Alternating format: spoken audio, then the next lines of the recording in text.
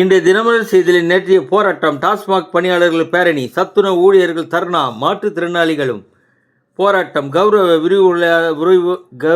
விரிவுரையாளர்கள் போராட்டம், ஊராட்சி செயலர்கள் போராட்டம், ஆட்டோ ஓட்டுநர்கள் போராட்டம் நடந்தன.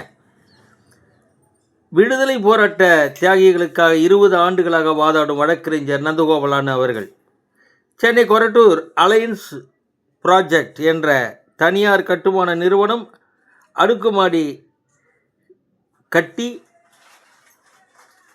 அதில் 2036 வீடுகள் விற்பனை செய்து 2500 கோடி ரூபாய் மக்களிடம் வசூலித்துள்ளது. முடிவில் அந்த இடம் கோவிலுக்கு சொந்தமான நிலம் என தெரிந்தும் மோசடி செய்துள்ளது. அந்த நிறுவனம் சட்ட ரீதியாக நடவடிக்கை எடுக்க போலீசில் புகார் செய்யப்பட்டுள்ளது. விசில் ஊத தடை.